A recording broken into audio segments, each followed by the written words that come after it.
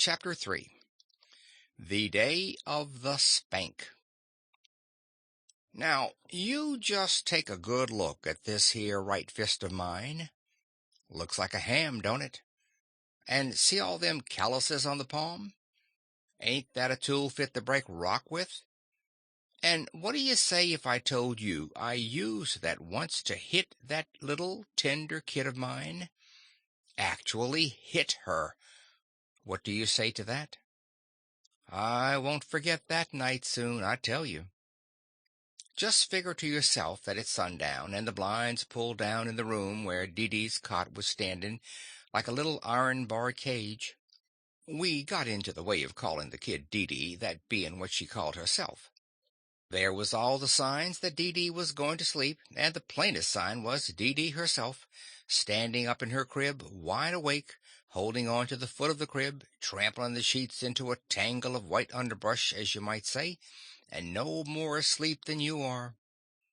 The way Dee Dee went to sleep was like the death of an alligator. It was a long and strenuous affair. Marthy stood looking at Dee Dee with reproaches in her eyes. We had a sort of tradition in the family that Dee Dee had to go to sleep quick and quiet without any nonsense. Every night when Marthy put the little white rascal in the crib, she had hopes that the tradition would come true, and every night it didn't. The go-to-sleep hour was the time Dee Dee seemed to pick out to have an hour of especially lively fun, and for weeks she had been breaking the laws and walking all over the rules with her pink feet. She did not see, coming up over the horizon and getting nearer every day, the stern and horrid Spank. We had got together in a sort of family conclave and decided that Dee Dee was about old enough to be punished by laying on of hands. We decided it one time when Dee Dee was out of the room, and we had been right stern about it. We could be stern about Dee Dee when she wasn't in sight. When she come smiling and singing along, we generally had to quit being stern and kiss her. Dee Dee was 22 months old, and she was 98% pure sweetness. Some of the women in our end of town said her short curly hair was tow-colored, but it wasn't so. They was just envious of us. And one and all said her eyes was like little round bits of blue sky. It was clear enough that she had inherited her sweetness from Marthy, and some said it was equally clear that the 2% of unadulterated stubbornness come from me. I said so myself, but I didn't believe it. Dee Dee was getting to be a regular person. She could tell what she wanted, and once in a while we could understand what it was. It was full time, everybody said, that her education had ought to begin. If she was going to grow up into a fine, sincere woman like Marthy, she must have the right kind of start. Just the night before the day of the Spank, Marthy had begun to teach her her religious education. Standing up at Marthy's knee, for Dee Dee would not kneel to God or man, she had repeated, "Now lay me down y sleep, potty oh so tea." Anybody had ought to know that was, "Now I lay me down to sleep, I pray the Lord my soul to keep." It was a fine success for a first start. Only she didn't do what she said she was going to do, and lay me down to sleep. Instead of that, she stood up in her crib for about an hour, calling for "Mammy," the meaning of which was that she wanted to be rocked and have Marthy sing "Mary Had a Little Lamb" to her. The day of the Spank had a bad opening.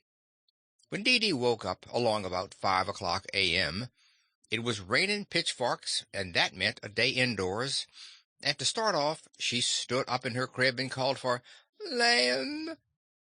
Marthy woke up, sort of realizing that Dee Dee was repeating that word slow but regular, and she sat up and thought "lamb" was a new word, and the meaning of it was unknown, but whatever it was, Dee Dee wanted it. She wanted it bad. Nothing but lamb would satisfy her. Marthy studied that word good and hard. It did not seem to suggest anything to eat or drink, and as near as Marthy could make out, It didn't rightly apply to any toy, game, song, person, or anything else. Marthy woke me up, and I sat up with a sigh. Dee Dee looked at me as if she thought she would get what she wanted now, sure. "Lamb, Dee Dee?" I asked, and she smiled as sweet as you please. "Papa, lamb?" she says again. "Lamb," I says, thoughtful, looking around the room and up at the ceiling. I screwed up my forehead and studied, and twisted my neck to look into the next room. "Lamb? What's a lamb, anyhow?" "I give it up," I says, after I'd thought of everything in the world, pretty near. Maybe her grandpa would know.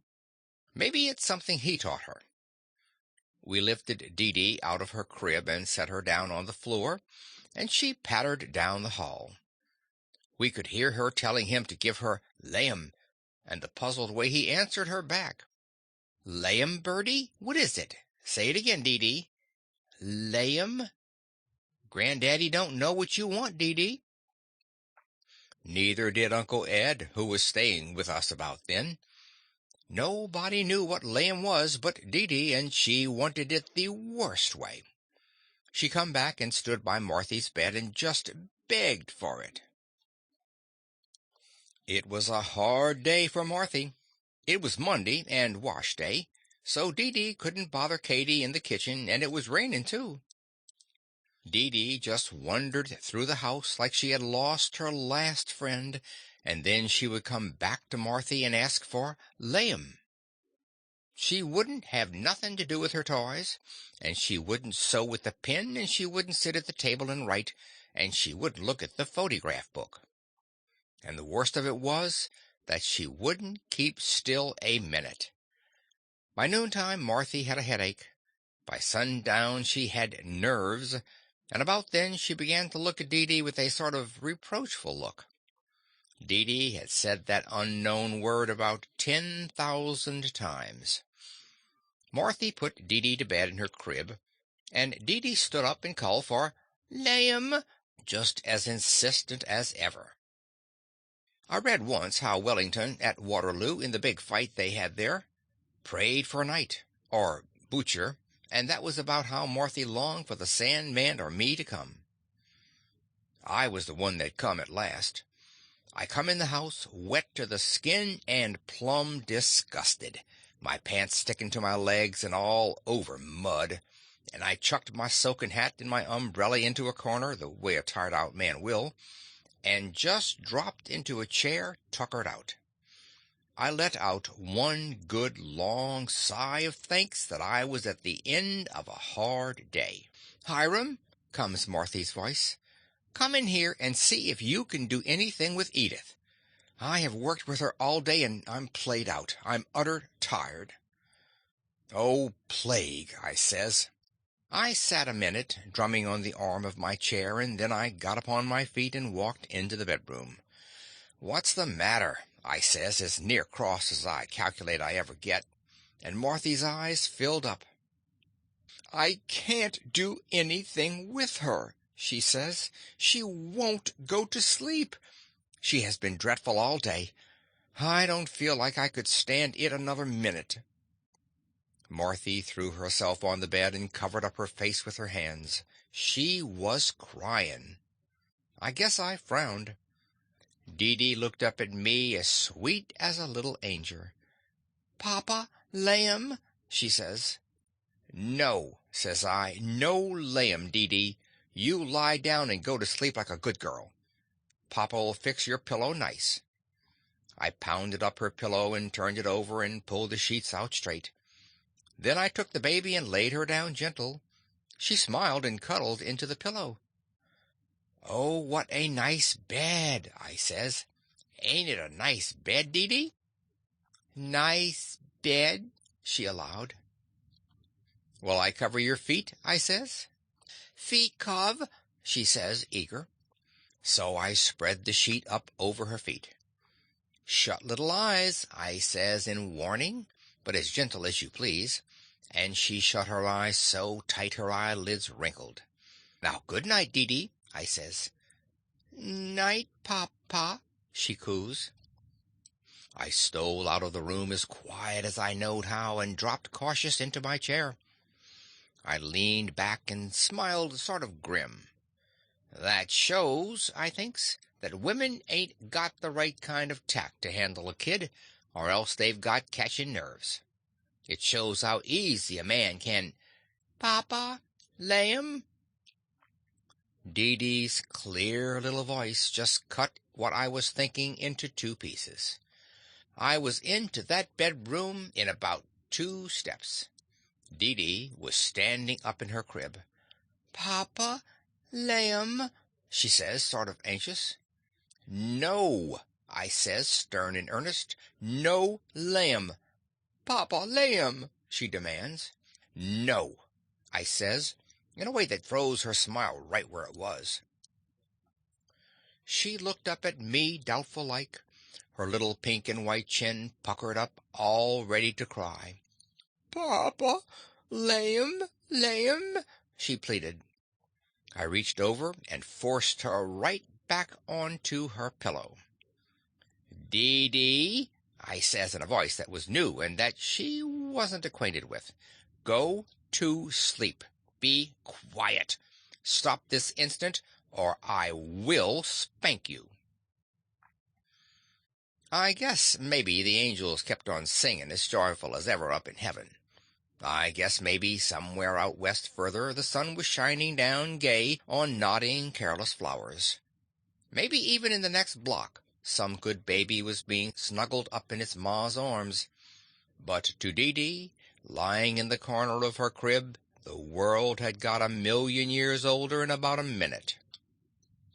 Her world, that had been all smiles and pleasant things, had turned into a world of hard words and cruel faces. Her mamma dear had on a mask of unfeeling coldness. Her papa dear stood up there, towering above her, a sort of giant of wrath, flourishing an awful mysterious weapon, the word SPANK. It looked like everybody had gone back on her. Her friends, which was me and Marthy, her playmates, which was me and Marthy, her lovers, which was me and Marthy, the providers of her joy, which was me and Marthy, had turned into avengers. She was all alone in a world of clubs. Just one wee kid, and everybody against her. She lay there a minute, palpitating, with her chin trembling piteous. What was to be did when her parents vanished, and these strange, harsh people took their places? She crept to the foot of the crib, where I was standing, and she got up and took hold of my arm and hugged it. "Papa," she says, loving. I pushed her back on the pillow again, gentle but firm. "Edith," I says in the hard voice she wasn't acquainted with, "lie down and go to sleep. I don't want to have no more of this. Go to sleep." I hear the dinner bell tinkle from the dining room, and I helped Marthy to get up, and we went out and left Dee Dee alone in the dark. I ate the first part of my dinner without saying anything. It wasn't exactly easy to be lively under them circumstances. Even Uncle Ned didn't say nothing, and Granddaddy didn't feel called on to start a conversation. It got so we was so quiet it hurt. Uncle Ed made bold to speak. "When I was a kid," he says, lightly, "I used to get spanked with a 6-inch plank." "Edward," says Marthy, "how can you say such a thing?" "It done me good," he says. "You can't begin too young. We've all got the devil in us, and the only way to get it out is to pound it out." Marthy laid down her fork and her lips trembled. "Cut that out, Ed," I says. "Marthy has the nerves tonight, and the subject ain't popular." "I think she's going to be good now," says Granddaddy, who always stuck up for the kid being the best that ever lived. "She seems quiet enough. She must have gone off to sleep." "I sure do hope so," says Marthy. "I never had such a day with her." "Mama, lay 'em," came the little voice from the bedroom of a sudden. "I met Tommy today," I says, "and he—" Mama Lamb, Mama Lamb, called Dee Dee. He asked to be remembered to you, I says. He was with Mary Wilson. From the bedroom came a low, maddening wail. Mama Lamb, Papa Lamb. It kept getting louder. It got to be a regular cry, punctuated off here and there with calls for Lamb. Marthy looked at me, hopeless. I seen the look and looked down at my plate. I'll spank her when I'm done my dinner, I says. There's no other way. We didn't say much during the rest of that meal. It was a very solemn feast. We was all thinking of Dee Dee. There wasn't no doubt that the time had come we had been afraid of. The punishment and the crime was properly fitted to each other. Now or never was the time to spank, but we was a ridiculous tender-hearted family, and as the dinner went on, the spanking of Dee Dee loomed up bigger than Pike's Peak. It piled up huge and record-breaking above the teapots and the puddings, and looked about as important as the end of the world or a big war. When we got up, it was like the condemned going to the execution, and we marched into the front room like a jury, bringing in the death verdict, files into the courtroom. Dee Dee still cried for lamb. We four sat down and looked at the carpet as gloomy as a funeral. I opened my mouth, swallowed hard 2 times, and shut it again. Uncle Edward tapped on the carpet with his toe. Granddaddy looked at one of the spots on the same carpet like it was a personal insult to him, and Marthy smoothed out one of the roses on it with her heel. We wasn't half so interested in that carpet when we bought it as we looked to be that very minute. "Well?" says Marthy at last. I kept my eye away from hers. I looked out of the window. Next I got up and stood by the window and stuck my hands deep down into my pants pockets. "If you're going to," says Marthy. "If you ain't—" Dee Dee was getting too bad to stand. It looked as if the neighbors would be coming in to complain next thing. I turned around and walked slow toward the bedroom. The 3 other grown-ups sat like stone statues. As I pushed aside the curtains, Marthy jumped across the room and grabbed me by the arm. "Hiram," she cried, eager, "you won't be too severe. You won't get mad and hurt her." "Marthy," I says, "if you want to spank her, do so. If you want me to spank her, don't you mix in." I shook her hand off of me, and she went back to her chair, crying. Well, I went into that bedroom. Dee Dee left off crying when she seen me, and in the dim light I could see her standing in the crib. I stuck out my hand to take her, and she hung on to it. "Papa, lamb," she begged.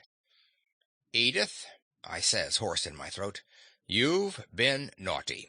Papa told you to go to sleep, and Mama told you to go to sleep. When we tell you to go to sleep, you've got to go to sleep. Now this is the last time I'm going to tell you. Will you lie down and go to sleep?" "Papa, lamb," she says, impatient. I set my mouth and lifted her up and laid her on the bed on her face and held her there. She struggled and yelled. "Be quiet," I says, "be quiet, or I will spank you." She gave one long, lingering cry for lamb. I took a long breath and lifted up my hand and I ain't a-going to tell about that. Let's go into the other room. There sat the 3 other grown-ups, holding their hands over their ears with pained-looking faces. Even at that, they heard the sound of a dozen short, sharp claps, and the sound of the quick cries, and then there was a silent spell, only broken by the great big sobs of the little kid in the next room, sobs that sort of exploded their way out, shaking the little body till the crib rattled. The sobbing got weaker and weaker and came further apart, and I stole out of the bedroom, wiping my face with my handkerchief.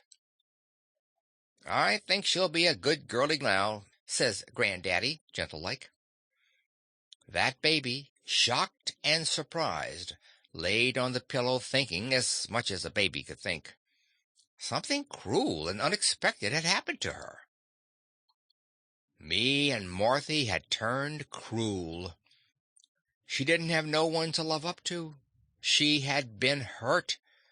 Her papa dear had hurt her because she had cried for Liam. I hope she will, says Marthy in reply to Granddaddy. And that minute from the bedroom came Dee Dee's voice. Papa, it pleaded. I jumped up from my chair. Evidently that child needed Papa, kiss, says Dee Dee, soft and pleading. Well, I rather guess we all kissed her.